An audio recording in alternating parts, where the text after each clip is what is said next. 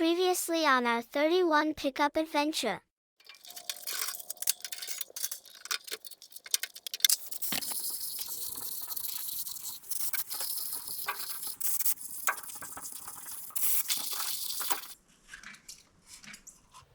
Maybe loosen things up. Jesus, it's stuck. Huh.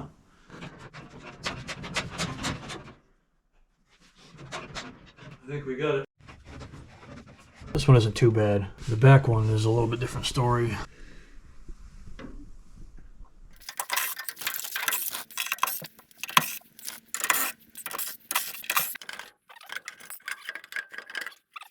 The rear babbitt's pretty smoked. And now for our feature presentation.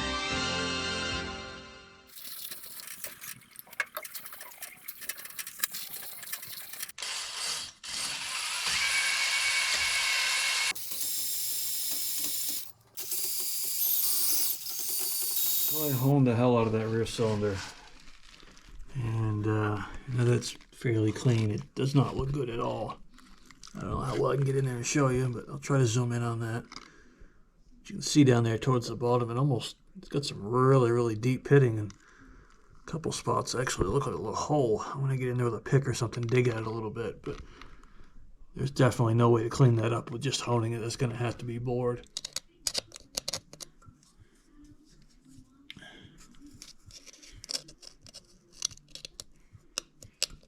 I don't think it's a hole, but it's a very, very deep pit, that's for sure. I've been working on cleaning that up a little bit, and I actually took some 220 sandpaper, went around that a little bit. It's not like it matters at this point. You're not going to hurt it any more than it already is. What kind of concerns me, and I'll try to zoom that in as much as I can, that spot there, it looks like there's a trail running down from that, like something's been leaking in there maybe, and it corroded from there down. So I couldn't get a pick to poke through there. It doesn't mean it's not a pinhole letting water in there, so who knows. But I figure at this point, it turns over pretty decent now. I've gone through and cleaned the cylinders up several times with some oil and rags and such. This one cleaned up okay. Still not great. All right, time for a little bit of an update. So this, I think, yeah, this is the cap that came out of that. As you saw earlier, the whole thrust area was broken. That's right there. And you can get a repair piece for this, I think, if that's what I was looking at. I think it's the correct thing. I'm not sure. I think like epoxy's on there or something. It's bronze or brass or something like that. But it's like 60 bucks. I mean, that's like 200 packs of ramen noodles, and I can't afford that. It's ridiculous. So we're not doing that. And besides, it's all broken down into here too. So, I mean, you do that, but you still have this big gap here. So aside from filling it with JB Weld and hoping for the best, it's probably not a good option. So the other option is I had a few extra caps laying around here. One of them actually looks pretty decent, and I don't remember which one it is. This one maybe? Yeah, that's it. So both thrust surfaces look pretty decent. It's got a little who's a doozy there. I don't know what happened there, but I don't think it's really a big deal. There's no cracks or anything out of it. There's a lot of material there. It's got a nice deep oil groove. I don't know how these are set up, if it's like a modern engine where they're line honed and obviously you can't start mixing stuff up. I don't know if these are that precise, or I don't know, but we're going to find out. So that's my option, is we're going to run this on there. Now the issue is they made a couple different style of caps, and of course these aren't the same ones. So if you look, I can set these up right. The little boss there where the stud comes through where your nut goes, that's where the nut goes to for the main stud. This is the one that came off it, and obviously it's got the tall boss. This is the replacement one, and obviously it's a shorter boss. I'm gonna have a little solution for that, and if you're one of those guys that, you know, everything has to be done by the book and 100% correct, you may want to look away for a few minutes. If you're one of those guys that appreciates a little half-ass Yankee ingenuity, then watch on, because you might appreciate this. So I happened to dug through my crap, and I found a couple of spacers, and took them to the bench grinder and, you know, shaved a little off one side so they'd fit in there good, and they fit right into that recess quite nicely. So that one's going to go there. That'll take up enough of the stud, I think, to be able to put a lock washer and a nut on there, and probably stuff a cotter pin in it maybe if I feel like it. We'll see. But yeah, I think that'll work. And yes, that's a super half-ass way to fix this, but from the looks of that cylinder, I don't expect this thing's going to run a real long time anyway, so I'm not all that worried about it. But I can almost guarantee that, you know, back in the day when these things were used out in the field and on farms, that repairs like this are probably pretty common. So I think it'll be fine. If not, then, well, I got a couple other engines that'll probably do the trick. So we are coming to you live from the dungeon. Okay, we're not actually live, I guess, but we are in the dungeon. And the reason I moved the operation down here is because it's a lot warmer down here, and it stays warm down here. So I've tried fitting that better cap that I had, and obviously the alignment wasn't correct. I kind of figured it wouldn't be, but I figured I'd take a chance. Now you can go in with like a bearing scraper or, you know, sandpaper or something, I guess, and kind of whittle it away and keep fitting it and all that jazz, and maybe eventually get it to work. I didn't really feel like screwing around with that. Plus, with the condition of that rear cylinder especially, I don't think this thing's going to be a good runner for a long time. It's going to need to be rebuilt at some point. So this is going to be more of a temporary fix probably. I had kind of thought of doing this originally, and then I just kind of cast it aside until I read something on one of the Model A Facebook groups about a guy with a similar issue, had a bearing cap with the thrust area broke off. And everybody told him he couldn't do it this way, so that's why I'm going to do it. You know, everyone told him he had to have it completely rebuilt and all new babbits and all that jazz, and that this was never going to work and you can't do it this way. So I decided I'm going to do it this way. Now, don't get me wrong, I wouldn't do this on a customer car and tell them it's all set to go and they can go drive across the country with it. That's probably not the best idea, but where it's my own vehicle and I'm probably not going to go very far with it, and it's kind of a little test subject. I want to see if this is actually going to work and how long it's going to last for. So here's where we're at. This is the cap that I tried to fit on there, and again, the alignment wasn't correct on it, which is too bad because this thing has quite a bit of material on it. And like I said, you can go in with like a bearing scraper type thing and take some of the material off. You can go in, my thought was to take like a piece of pipe and put some sandpaper on it and just kind of work whatever area. Trial fit it, you know, use some machinist dye, or you could probably just use a Sharpie on it, whatever. You can see where the high spots are and you just kind of work away at that until it fits. That's probably the better way to do it, but I want to try something different that, like I said, everyone told the guy that had the same issue that he couldn't do it. So you can buy repair pieces for these, but it's for the rear. And actually, I think it's for the piece in the block and not for this. I think you can make it work on here. I don't know why it wouldn't work for the front, but apparently it does not fit in the front. I'm not sure why now that I'm looking at it. But either way, what I'm going to do is clean this up really good. Hit this with some 80 grit down in here where the bearing or the babbit has chipped away. It was cracked here, so I think it's done peeling away now because it's down to where that crack was. We're going to scuff that up, clean it up really good, clean this up. And then I'm going to, yes, JB Weld. You can't do that. JB Weld the thrust piece back onto here. And I'm going to clamp it, let it set up really good, and then I've got a little idea as to how to fill in the rest of it. So let's get on this first.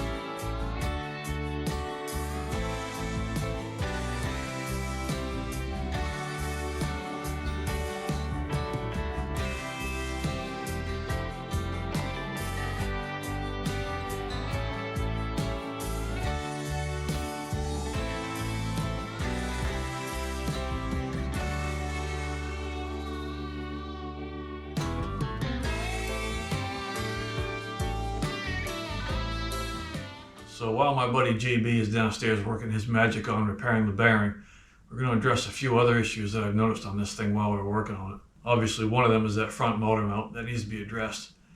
But I want to pull that front cover off and just have a look at that timing gear. These things are known for the cam gear separating from the hub. It's like this weird plasticky stuff. The hub is metal, and a lot of times they wear out, and there'll be some slack between the two, or it'll just plain come off. So another thing I've noticed is that the crank pulley has a bunch of play in it, and that bolt is plenty tight because I was reefing on that trying to turn this over. So that should be really snug. I don't know if maybe the pulley is cracked in the hub part of it. Hopefully it's not the crankshaft that's screwed up, but we'll pull that bolt out. In order to do that, we've got to pull the motor up a little bit. So get that front mount off, get the generator off. Hopefully there's enough room. I don't really want to mess around with the rear mounts because you might have to loosen those up and let the whole thing move, but they've got safety wire on them and stuff, and they're kind of a pain in the ass, so I'd rather not mess around with those, and hopefully we can just get the front pulled up enough to get this addressed. So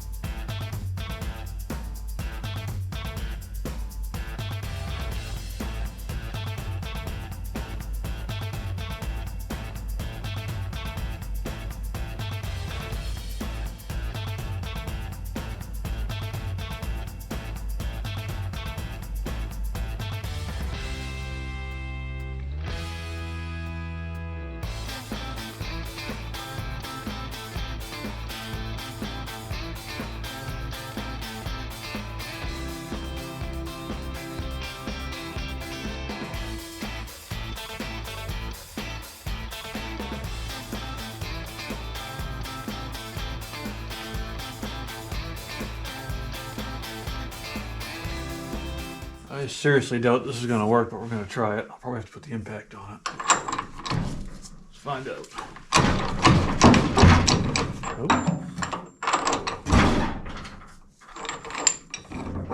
We got it. Look at that. Nice.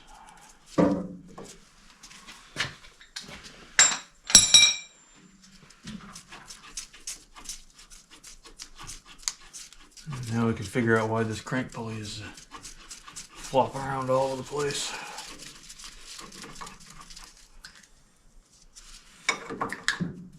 Oh.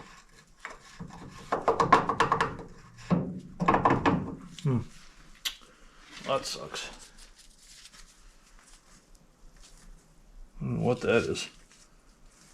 I was hoping we'd be able to sneak that out of there, but that is not going to happen.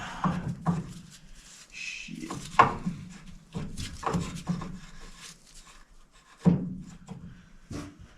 Well, that's a pisser. Well, I'm afraid we're going to have to sneak in here and loosen these rear ones up, and they are a pain in the arse. I'm going to try to get you in here and show you what these motor mount bolts look like if you've never messed with them before.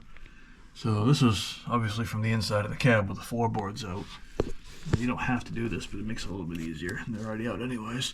So these are the two bolts that go into the side of the flywheel housing, and they're safety wired together. This has obviously been apart before. The other side was actually not even finger tight. Like the only thing holding those bolts in there was the safety wire. So I don't know what the deal was with that. The real pain in the ass with these is that there's so little room between this mount and the bolt that you can't put a socket or a open end or a closed end wrench on it. I mean, so you can get an open end on it, but obviously you've only got 6 positions on that, and you have such little throw because of the upper and lower plates of the mount here that it's just a huge pain. So a lot of times I'll end up using, once I get it broken free, I'll do something like a, a little right angle wrench like that, or a little pipe wrench. Something like that will help. It's just a real bear to try to get in there. So the other side, I got one of them off. I'm gonna try to get the other one off. Once you get it loosened up, you can kind of pick it up or lower it down and maybe get a wrench on it. It's a pain. So I managed to get all 4 of the motor mount bolts out, and you can see right here, you can see that the groove that's cut into that, that's because they were run loose and the motor moving up and down, that was wearing on the actual mount bracket itself. All 4 of them are like that. That was quite a ways through. So obviously they need to be tighter than that. But the whole design really sucks. They're hard to get at. That's probably why they didn't bother tightening them up, because they couldn't get anything in there to tighten them up. Alright, so with any luck we should be able to lift that up high enough now to get that crank pulley off of there.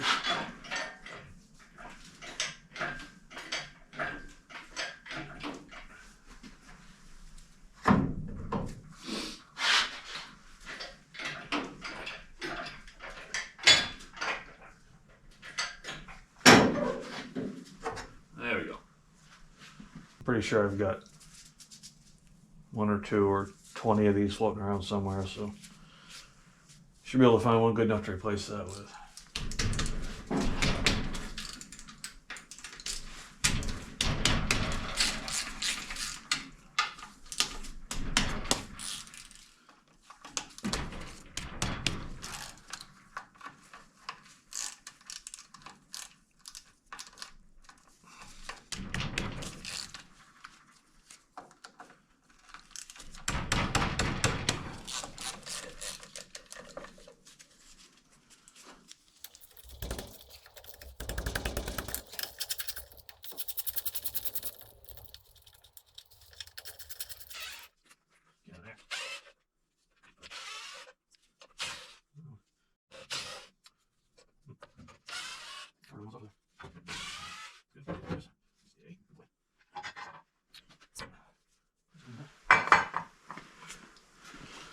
How's the gear look? Oh, this has definitely been apart before, because that nut is all goobered up. Someone has probably changed this gear, because they tend to break, as I mentioned earlier. You can see, maybe, let me grab a rag, clean some of that off of there. Yeah, you can see that nut. It looks like they probably used a chisel or something to take it off and put it back on. But I don't see any issue with the gear separating, so I think we're good to just leave it. Which is good, because I don't want to mess with that mess. But definitely been apart before, so I was wrong about that. I got that crossmember fairly well cleaned up, and man, look how solid that thing is. There's barely even any surface rust on it. It looks like this thing started leaking oil from day one. I really want to clean it up to see if there's any cracks in it, because they quite often crack from the spring center bolt out. I don't see anything. It looks pretty good, so, which is surprising. You know, with a truck, usually they get railed on pretty hard. Actually, what is that right there? Just a mark, I guess.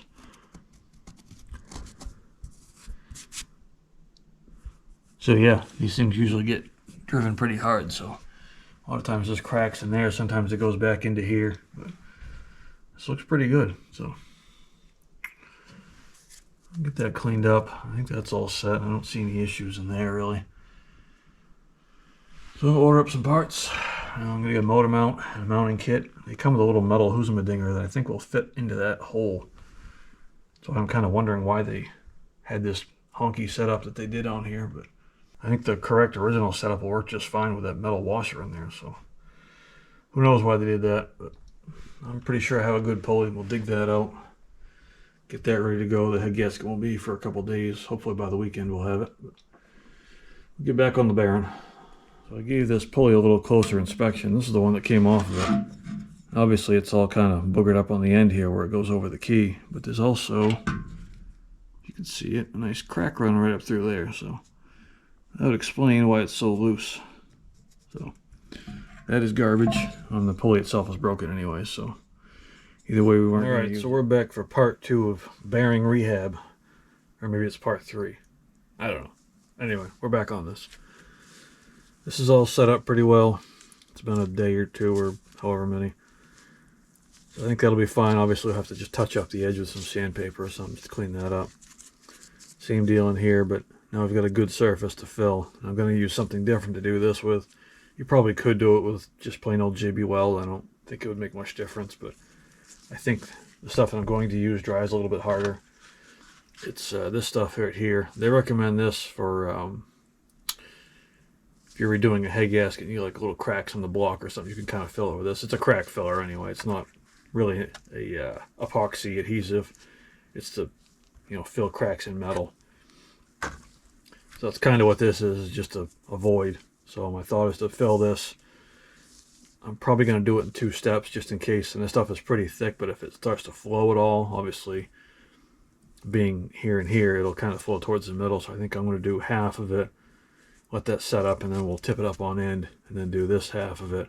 That way it doesn't try to flow one way or the other. So we'll get this cleaned up. We'll get that stuff mixed up, get a little bit formed in here, and we'll see how it works out.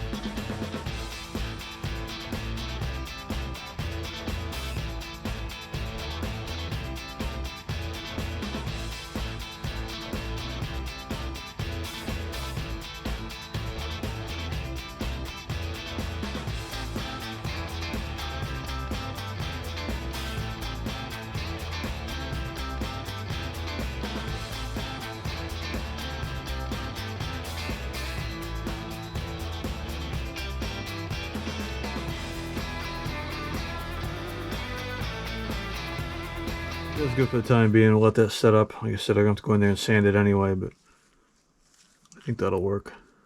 We will find out.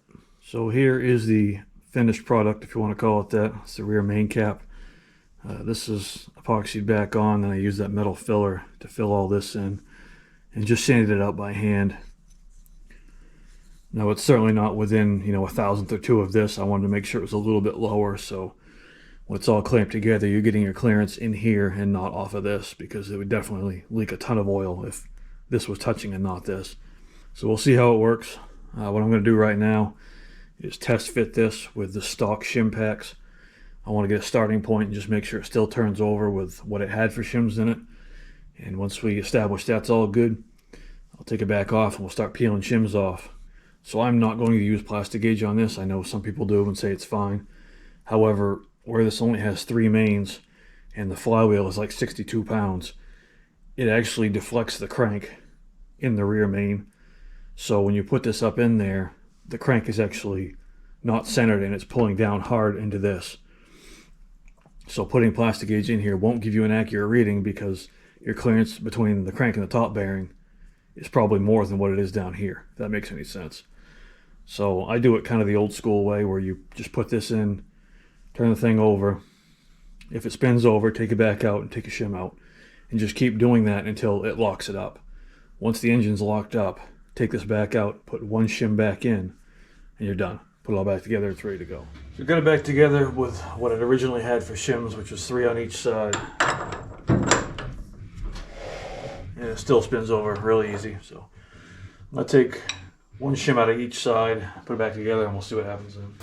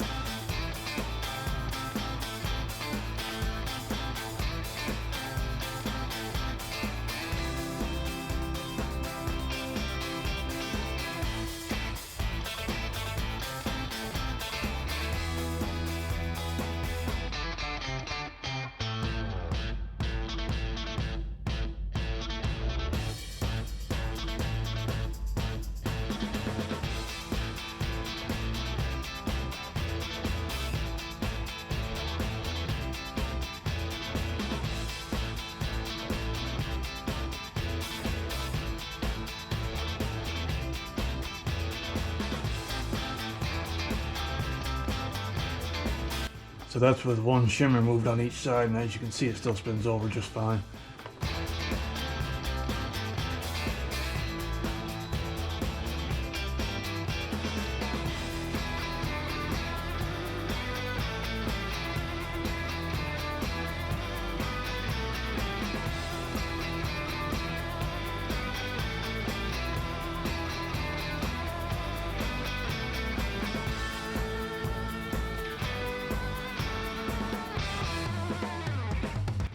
So we removed 2 shims on each side and this thing still spins over just fine, so it was certainly very worn. So pull this off, pull all the shims out and see what happens.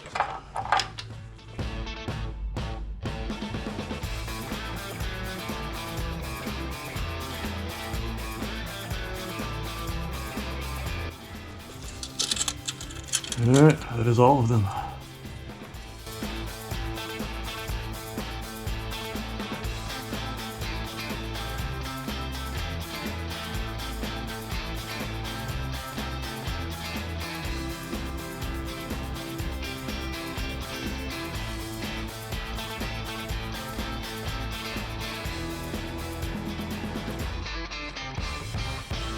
So here's where we're at.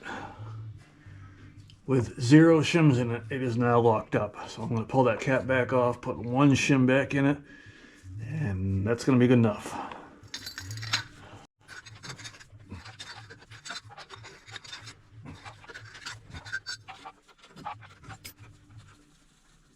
So that rear cap is back on. I ended up putting 1 shim in on one side. The other side does not have any shims in it. And now it turns over pretty decent. So that's where we're going to leave it. I'm going to snug those up a little bit more, stuff some cotter pins in them. I did not want to bother with the other ones as far as the middle and the front main, but I don't think they've ever been adjusted. So I think I'm already in here. I might as well go in and pull those caps off. I'm sure they're going to need to have a few shims removed just like the back. So I'm going to go through all this effort. We might as well just do it that way too. So I'm going to pull those other 2 off. You add some shims out of them, do it the same method. Just keep taking them out, spin it over until it locks up. Put 1 back in, and we'll move on to the next one. So I got the front cap almost off. The middle cap and the front cap are kind of a pain in the ass because the bolts aren't captured. Like the rear ones, the bolts come down through the top and they're captured. So all you do is spin the nut on and off and the bolt can't spin. The front ones aren't like that. They actually come up from the bottom and the nut goes onto the top. So you have to try to hold the bolt from spinning while you loosen these things up and all that jazz. And it's not a lot of fun. So if you got 2 people, it's a whole lot easier. Otherwise, you got to kind of monkey around with the wrench underneath and a socket up here. Got the front cap off. It doesn't look too bad. At least it didn't come off in pieces. It does have a couple of cracks in it, I think, but I'm not going to worry about that. So these are the shims off of one side. I think there's 3 there. They're all kind of stuck together, so it's hard to tell sometimes. But you can either measure them with a micrometer, or you can kind of tell too by like how flexible they are. That one bends pretty easy. This one is stiffer. So I think there's actually 2 shims stuck together here, and this is just 1. So I'm just going to pull 1 out on each side, put it back together, and see how tight it is. Alright, so the front one's all set. Took a few shims out of that.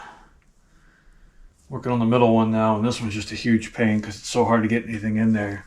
You can only get like 1/8 of a turn on it, so you gotta keep resetting there. You can't really get a ratchet in there. You just gotta keep resetting it, and it's a huge pain, and you gotta hold the other end of it with a wrench. So it's a lot of fun, but we're getting there.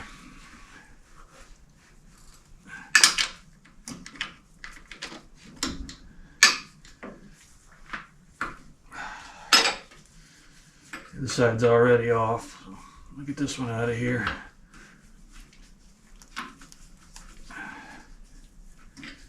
I think I'm going to try pulling 3 shims out of it just because that's what the front one took. Take 3 out, see what happens. I'll probably put 1 back in. But it's definitely going to need more than 1 on the first try.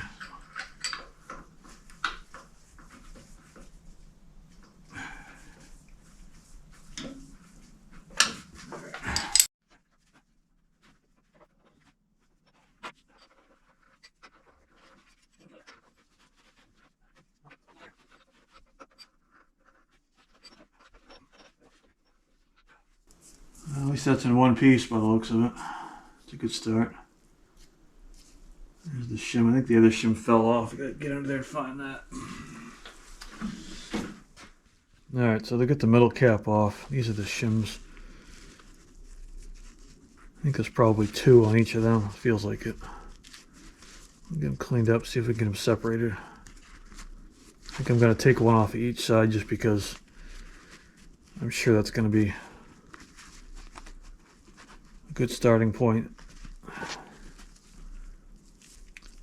I think there's 2 in there. That's what it feels like. We'll get them separated if I can.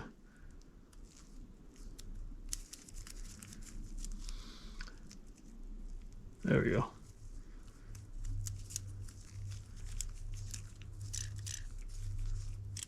Yeah, pretty sure there's 2. So we'll just take one off of there. That's the other side.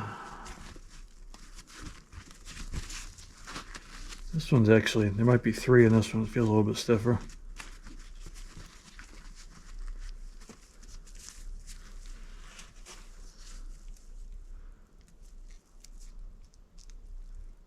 There we go.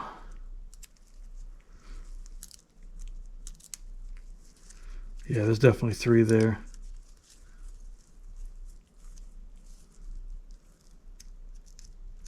So I think what I'm going to do is take one shim out of this side, and this pack actually has 2 shims. I'll take 2 out of that side, and we'll just put it back together with 1 shim on each and see how that does. If that's ends up being too tight, I'll just switch that out with this one that has 2 in it. That'll open it up a little bit, but judging by the other 2 caps, there was enough wear on them that I think taking 3 out will probably be a good starting point. Alright, so here's our new shim collection. So the middle and front one ended up taking 3 out. The back one ended up taking 5 out. That would explain why that rear babbitt was broken. As they loosen up, and if you don't readjust them, the crank starts hopping. And the more it can hop, the harder it hits the babbitt, and that's why they end up breaking. So if you don't keep up on the adjustment, which obviously this one has probably never been adjusted, that's what happens. So I got everything tightened down. I don't torque them, which I'm sure I'll catch some shit for that, but you can't get a torque wrench in most of these places anyway. The front one, you could probably get it in there, but they're supposed to be like 80 foot-pounds, I think, 85 foot-pounds. Just reef them down tight. You can kind of guesstimate. And you got to get them lined up with the cotter hole anyway, so get it really tight and then keep going until you get a cotter pin in it. That's pretty much where it's going to be. So I don't bend any of the cotter pins over until I'm all done, because they're kind of a pain to get at. So make sure everything's good, make sure it spins over, which it does still spin over pretty good.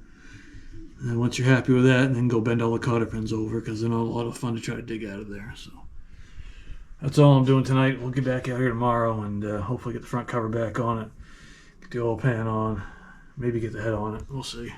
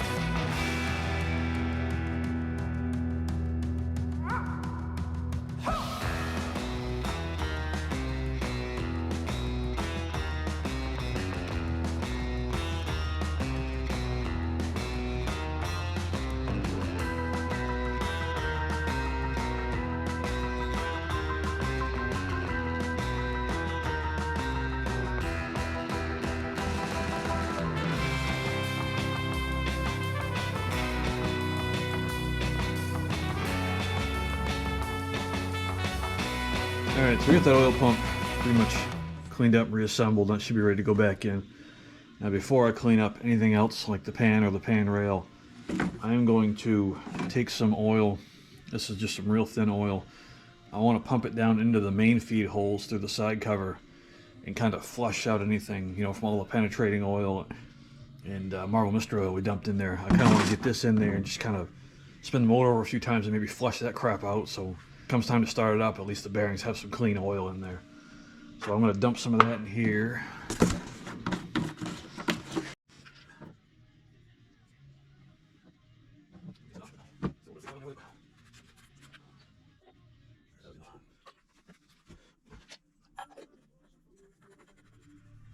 We'll dive into the valve cavity here and I'll show you what I was talking about. So that's the middle feed right there. The front and rear one are a little bit harder to see. You can kind of see it's on the back side of the valve. Just barely see it peeking around. The back one's kind of the same way. It's pretty hard to see, but I think it's some light in there. You can kind of see it around the back side of that right in there. So I'm going to take that oil bottle and just pump some oil down through that until it starts leaking out. I'll spin it over a few times, do that a couple times just to, like I said, trying to flush the babbitt out, flush that feed out of there just to get all the old oil or any of the penetrating oil put in there out of it. Put a couple of pans under here to hopefully not make a huge mess, even though I'm sure I still will. Get you set up and we'll start pumping some oil into that and see what happens.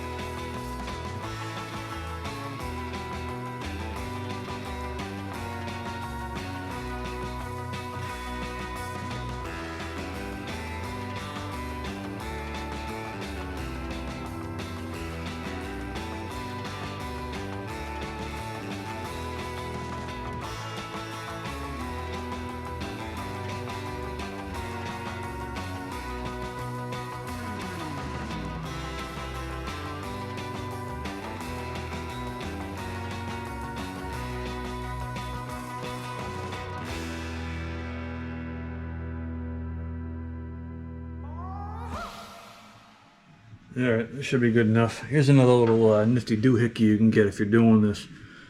If you can get that little plug out of the side of the block, sometimes they are stubborn, don't want to come out. If you can get it out, get one of these little things.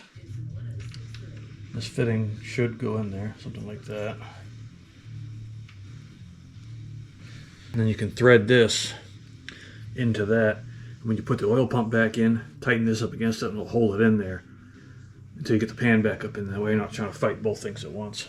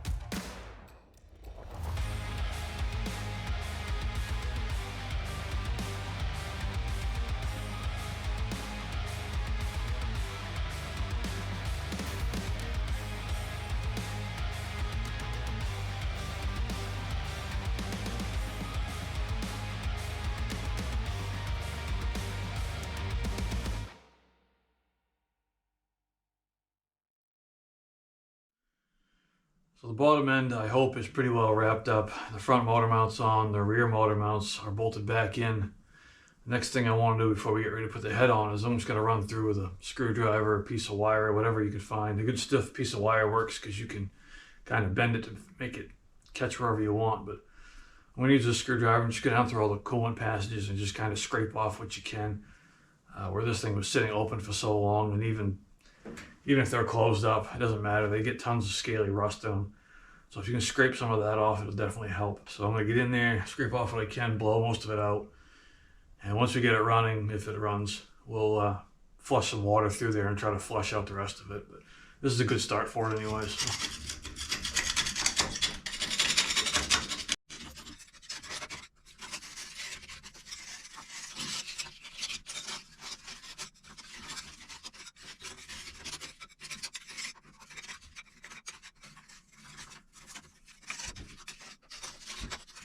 I did go in with a magnet already and just try to pick up any of the real heavy loose stuff I could get.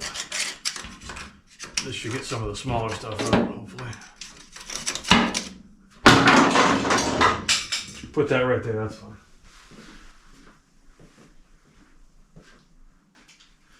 Alright, again, there's a little bit of compressed air. Make sure you get some glasses as long as you want that shit in your eyes. But there you go. There's some rust in there, I'd say.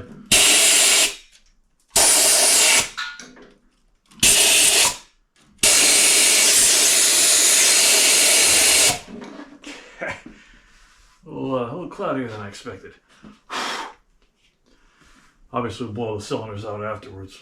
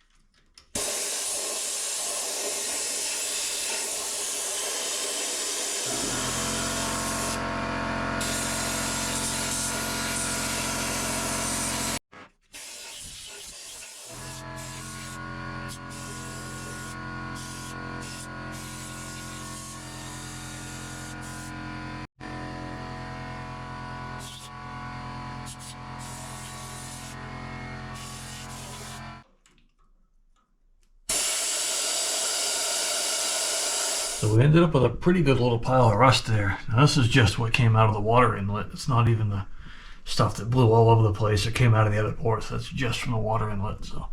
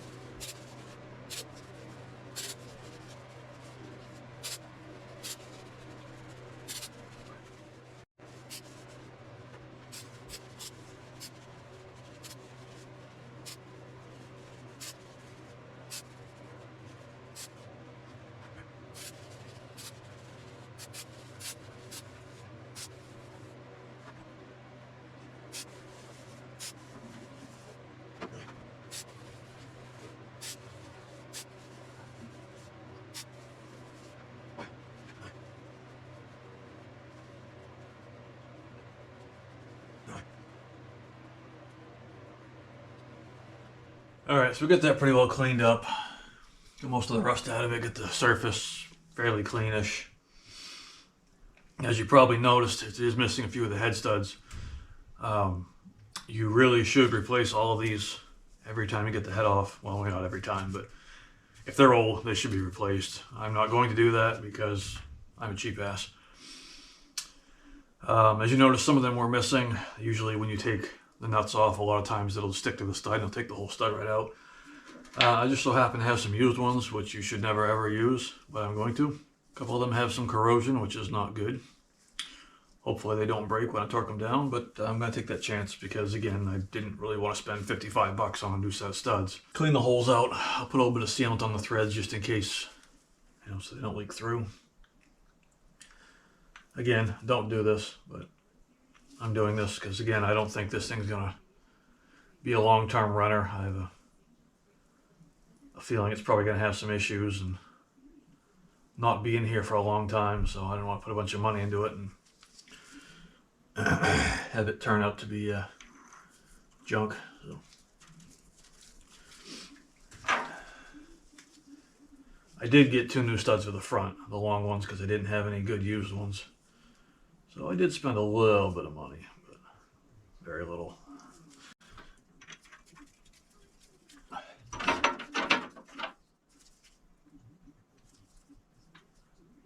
You don't want to put a ton of it on here, like I just did on that one, because it'll ooze out and can actually interfere with the head gasket, so you want to make sure you clean it off once you get these down in there. I obviously put way too much on that one.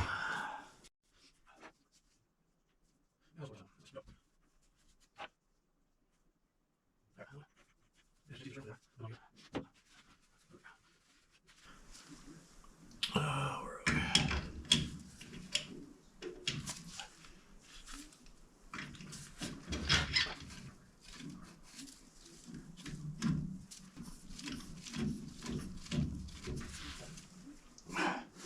You don't want to wind them in there real tight just in case they do break. It's more difficult to get out, but you know, I get it most of the way down there.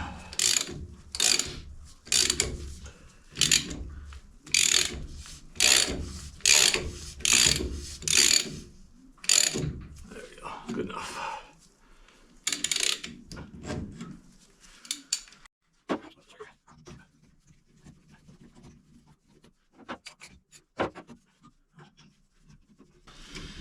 If you're wondering, this is a snap-on stud tool. One of the very few snap-on tools I own. They are well worth the money. It's a far better piece than the little circle ones there with the cam in them. Those things kind of suck. No, they work somewhat, but this is definitely a way better design.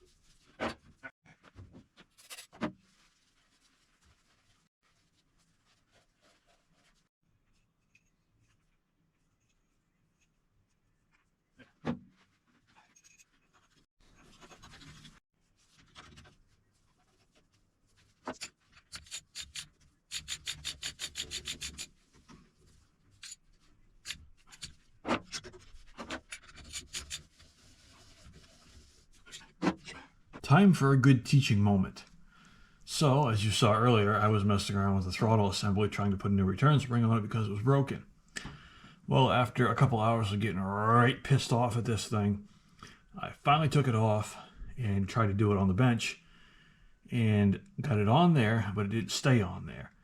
And after a lot of choice words and a few tools flying across the garage, I figured out that the new springs that they make for these don't actually fit, which is pretty awesome because I ordered like 10 of these things to repair all of the throttle assemblies I have with broken springs, and now they're all useless. So the problem is the end here isn't hooked. It's just flat, so when it hooks around that bar, it just slides off once you put it under tension. So yeah, not real impressed. What you can do is there's 2 different style springs. This is the correct one for this. This is like the 30 to 31 style, I guess. The earlier style is the 28-29 style, or 28 to 30 maybe. That's what's on here now. It is not correct if you're judging standard crap, if you care about that. but it does work, and it actually has a hook on the end, as you can see here, which holds it onto this arm. So it works, got good tension. It's probably not going to come off. This one is complete friggin' garbage and isn't going to work. So keep that in mind if you need to do this. Get an earlier spring if you don't care about the judging crap, because the later one isn't going to work.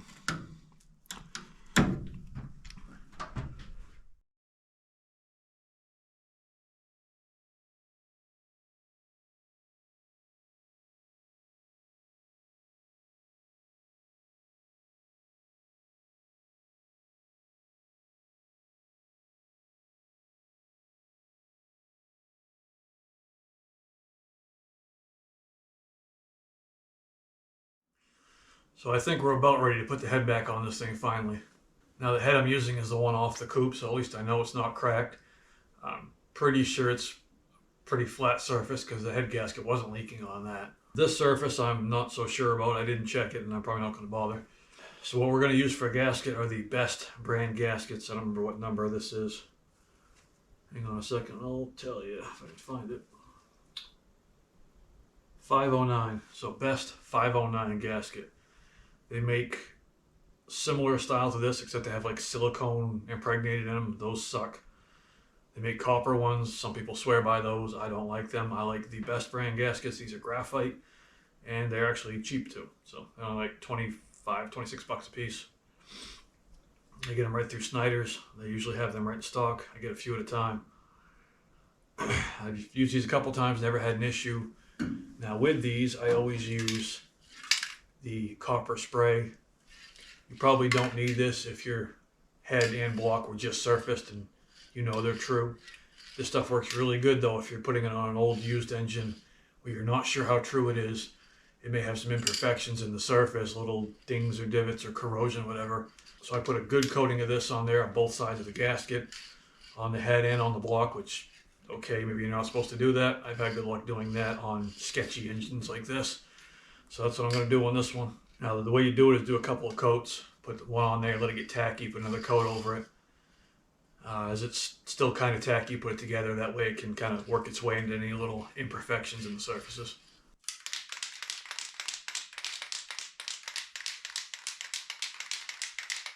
Well, before we throw the head on, let's take one quick last look at these cylinders, just so when it starts burning oil like a diesel, you can remember why it is doing that. So, again, this front one here, you can see the pitting down in there. Not horrible. The middle ones are actually decent. That back one is just a disaster. So I have a pretty strong feeling that at least that back one there's going to be a fair amount of blow by. Probably some pretty good smoking out of that. But we'll see how it goes.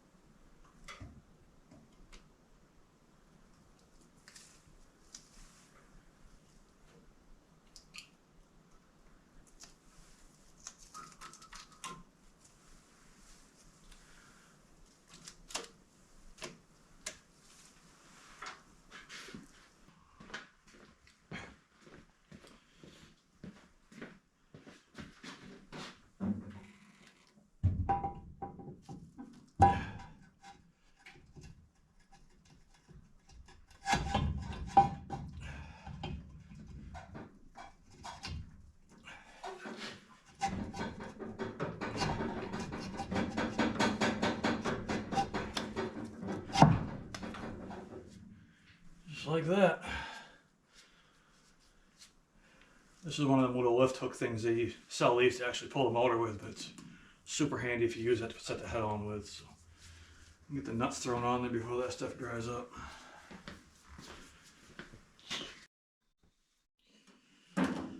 Alright, it's on, and hopefully for the last time. So what I'm going to do here is just got like a milk jug cap. I'm going to put a tiny bit of oil in it. you put the nuts on there, one side of these, I don't know if you can see it or not, one side has a fairly pronounced washer looking thing, the other side doesn't. So the washer looking side goes down. And when you do that, you put a little tiny bit of oil on it just to help it slide against the head once you tighten it down. That way your torque is a little more correct. Not that it really matters on this thing, but I'll make it look right anyways.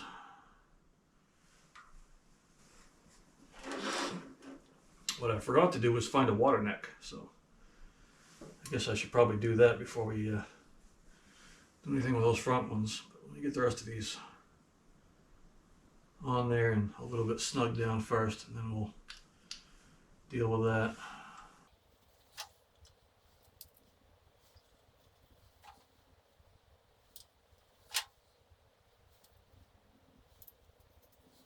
And if you're smart, you'll put spark plugs in it so you don't drop anything down the holes, but obviously I didn't do that, so hopefully I don't drop anything in there.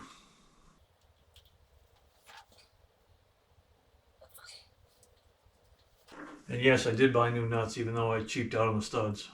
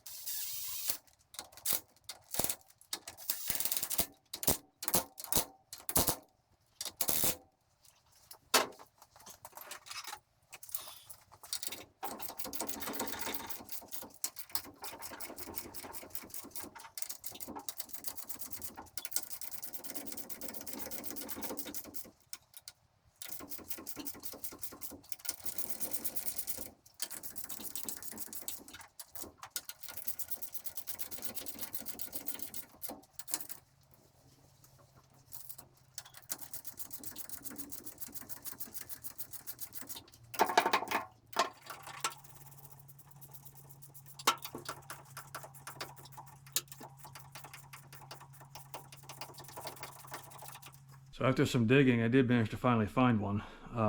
If you weren't aware, there's actually two different sizes. This is the top water neck that goes on the front of the head. This is 3031, this is 2829. You can see, obviously the 3031 is taller. If you put this on there, your hose won't line up. So I've got about 50 of these and apparently only one of these left. So hopefully this will work. It's pretty gross, but we'll get it cleaned up as best we can, and I'm sure it'll be fine. So if you got a water neck that you're not sure if it's flat or not, just take a flat surface. This is an old piece of countertop, so it's pretty close to being flat, I'm assuming. I just take some sandpaper and stick it to it. And just take that and kind of rub it around on there. If you don't have like a mill or anything to really do a good job, this will get you pretty close.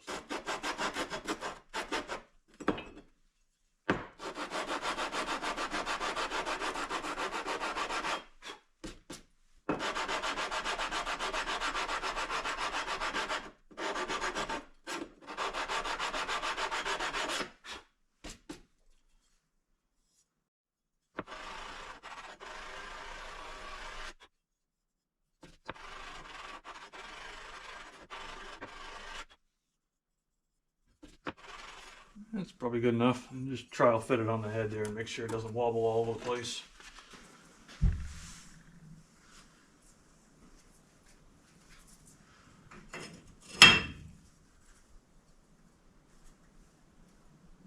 So I don't use gaskets on these. I use a little bit of RTV.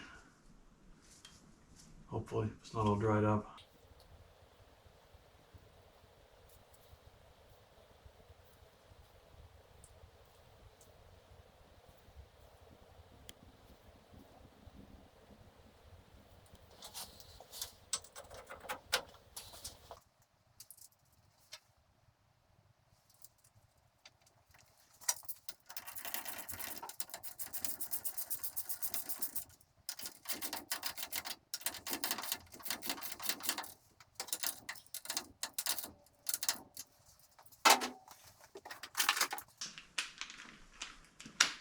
Alright, let's hope for the best.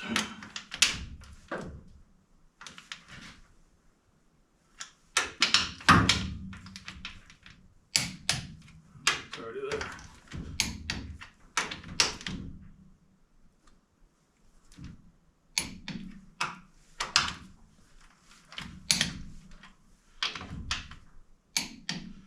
And I'm going to say it, and I know a lot of people maybe disagree, but it really doesn't matter what order you go in. Start from the middle and work your way out. You don't have to go crissy-crossy or circle, or it doesn't matter if this one's number 3 or this one's number 3. People overthink this shit. Just start in the middle, work your way out. That's all you gotta do.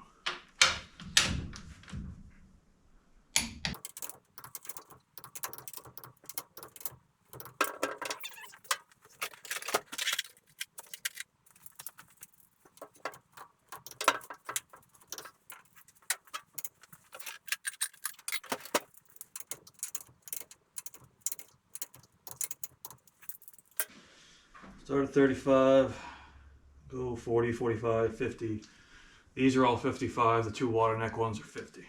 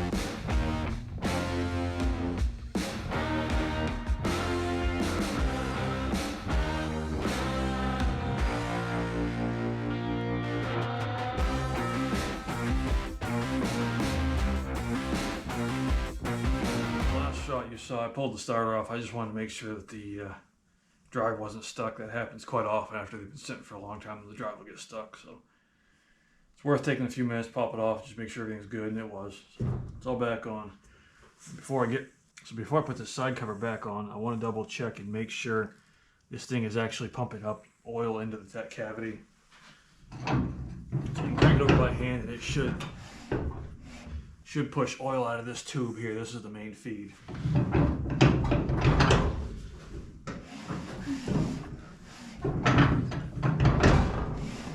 You can see right there, it is coming out of there. So we're good there. Pump is picking up oil, and that's good.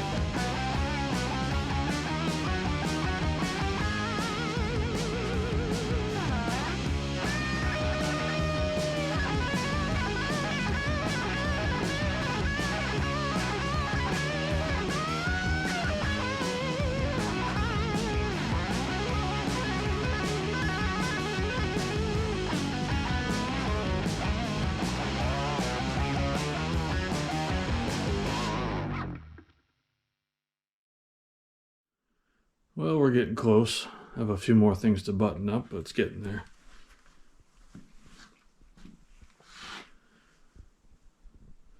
Got the wiring pretty much hooked up. I'm just going to throw the battery over on the running board there for now.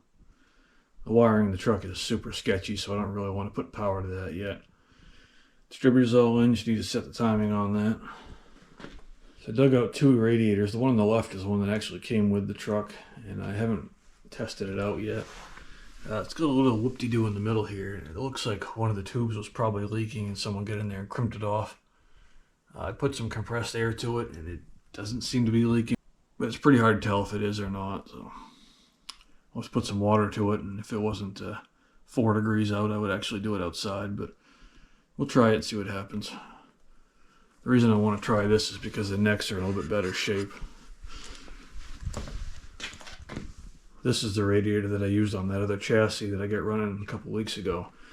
And the necks on it are all beat up. I tried to straighten them out, but you really can't get a hose to seal on it. They're so bad. And as you saw in that video, if you watched that, it was leaking water from pretty much every fitting. So I don't imagine I'm going to be able to get this to seal up unless I put the silicone to it. So we're going to try this one and see what happens.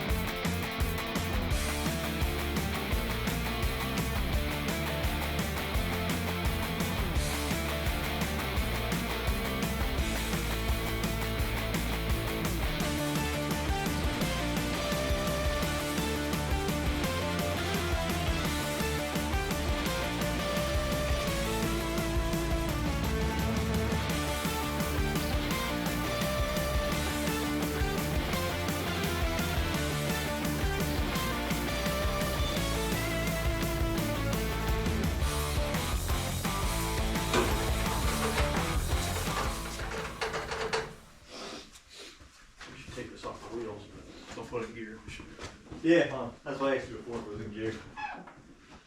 Figured while I remembered I'd say something. That's got to be bolted down. Where? I've got the prop rods are on the other side. If you want to grab, should be a couple. Maybe just one of them.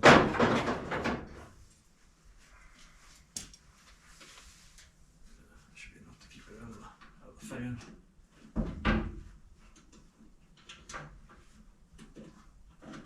Take it back off and put the hose on anyway. Not too far. Yeah, it's good. Keep the fan from hitting it. Blow something up. Fire extinguisher? Yeah. It's over there. Yeah, no beer. It's close enough. Yeah. I get it. I'll look at it anyways. If I don't, we'll need it. So. Yeah, it's true.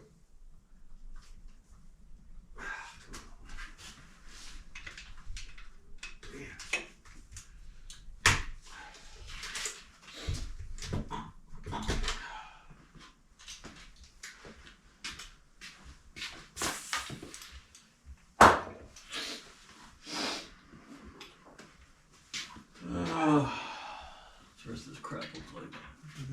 Looks like shit. Yeah, It's not touching anything. That's not no power to that anyways. So You're good over here.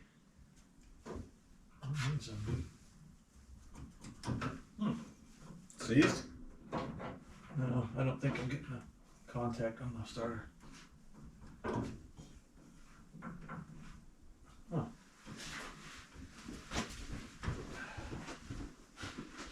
Starter pole's kind of loose. Is it? Yeah. What is that, half inch? No, the whole thing is kind of loose. Oh, really? The whole bolt. Oh, yeah. Yeah, I can anything. Huh.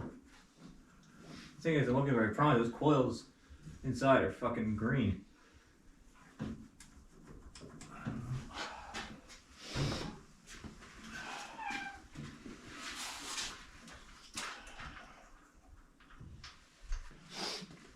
Should only need a couple of kicks on the choke and then.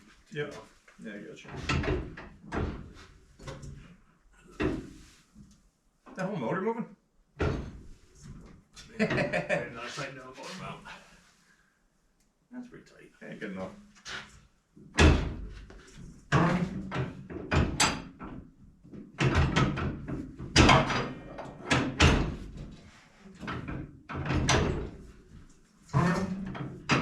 See what has a hole in the pressure.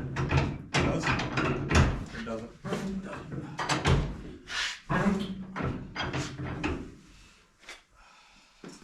Get your workout today? Don't worry about this thing getting stuck.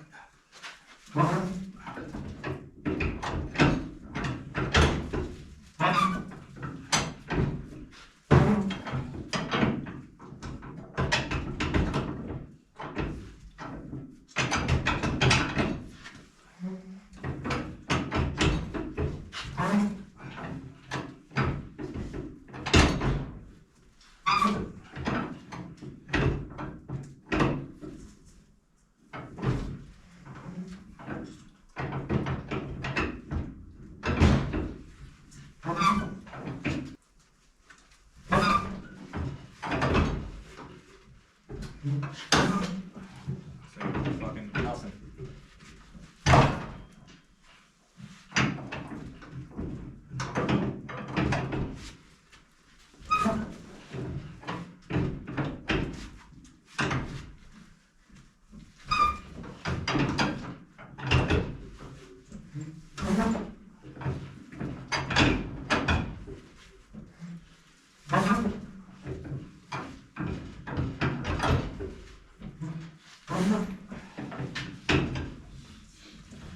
Yeah, I don't know, man. It might be a good idea to put a different starter on this thing, you know? Yeah. Probably.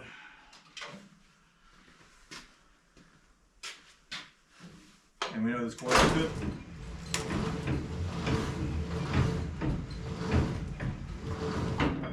What's in there?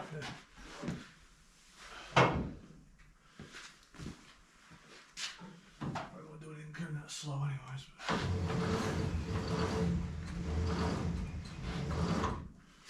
Try choking it a little bit. Yeah.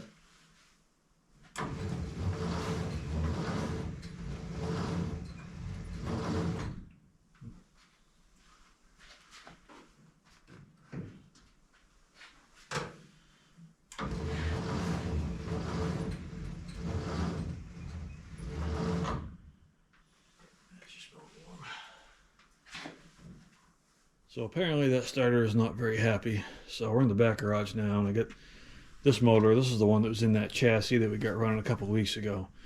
I know the starter in this thing works relatively well anyway. So I'm going to pull that starter off. We're going to throw that on there. And then I got another little trick I'm going to try. See if maybe we can get that thing to spin over a little better and not have to crank it by hand. So I'll get this off, get it on there, and we'll see what happens. All right, so we got the other starter in, and here's my new plan. This is the 6-volt battery, and I've got this tied in powering the ignition system. So it's just positive to ground here, and I've got this nice long loopy jump cable here. It comes to the old negative side and powers the coil. Now for the starter, I threw a 12-volt battery in here. They are completely independent, unlike originally your power would come off of your starter post. That's not doing that now, so they're two entirely different circuits. So we're running 12 volts to the starter and 6 volts to the coil and distributor. So I kept this as positive ground just because that's how the cables were laid out. It really doesn't make any difference. So we'll see what happens this time.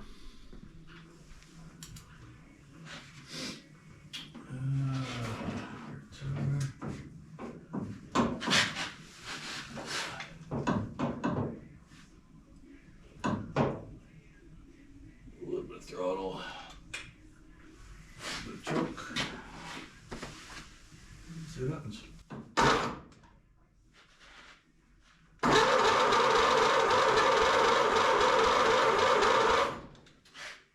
Turns over good.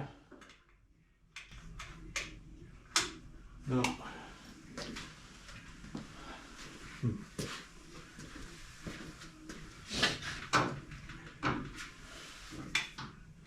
The carburetor is wet, so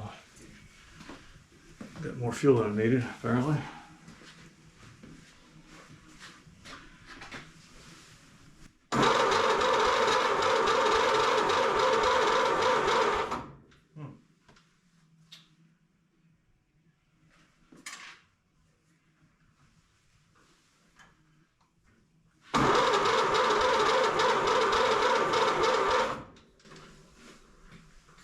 I know it has a spark because I just checked it, but it does not sound like it's firing.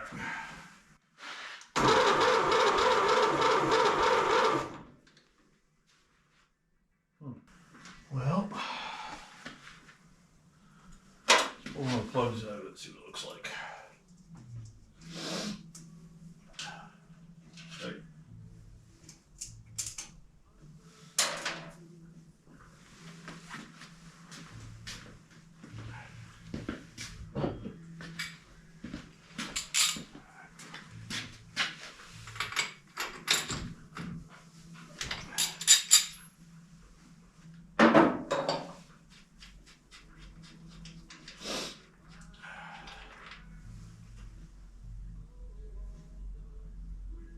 There is nothing on that plug.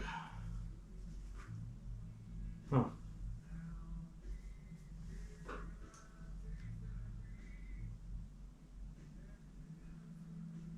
Well,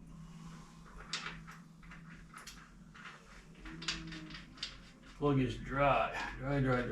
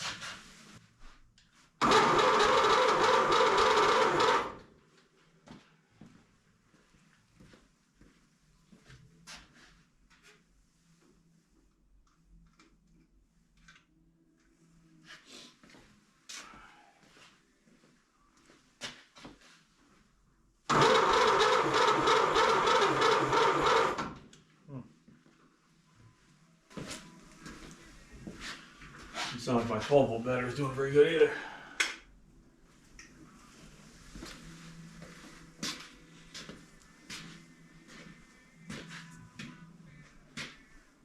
Smells weird.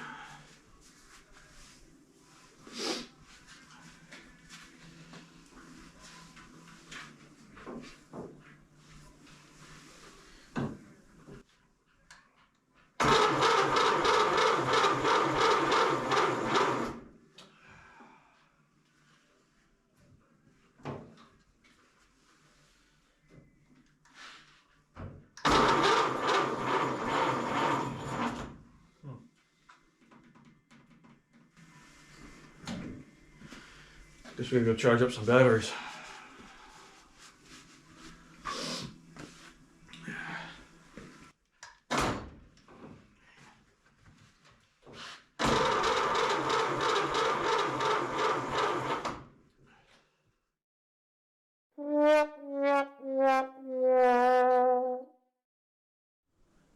as you may have noticed, there was a slight gap in time from the last video to this one. Hopefully that's all squared away now, and we'll be back to putting out videos on a somewhat regular basis. Now, as for this thing, I spent a bunch of time fighting with it, trying to get it to start. As you saw, we were kind of messing around with some carburetor stuff, thinking maybe we had some issue with that. It's kind of strange because it was pulling fuel. It would flood when you choke it out, but it wouldn't pull fuel into the cylinders. So after we figured that out, we decided to do a compression check and found that the thing has like 0 compression. I'm not sure what's going on with it. Obviously, I didn't deck the block or the head when I put them on. The head came off the coupe, so I know that was good. The block, I had no idea. It's a brand new head gasket. I used sealant on it. Maybe the rings are all stuck. Maybe the valves are super worn. I don't know. But we were getting like 0 PSI on the first cylinder. I think we got 25 on number 2, like 5 on number 3, and nothing on 4. I mean, there's just not even remotely close to enough for this thing to actually run. So kind of a lost cause. So unfortunately, not going to be able to get that engine running. I was really hoping we could, just for the hell of it. But we're going to jump on to plan B, which is what I had intended to do anyway, and swap the motor out. As you can see right here, we're already way ahead. In the next video, we'll show us pulling the last one, putting this one in. We'll get that buttoned up, and hopefully have this thing running in no time. We already know this thing runs. That's the engine that I had on that frame outside that we ran last winter. It was a good running engine. So this thing should be running and driving in no time. So as always, thank you guys for watching. Thank you all for sticking around through my little hiatus. Again, hopefully we'll be back to a somewhat regular schedule now. If you guys are new here, go back and check out some of the other videos. You can see the first couple of videos on this, the video on the 31 Roadster that I'm doing, and all the other odds and ends of old car crap that we do on this channel. So again, thank you for watching, and we'll see you on the next one. Yeehaw!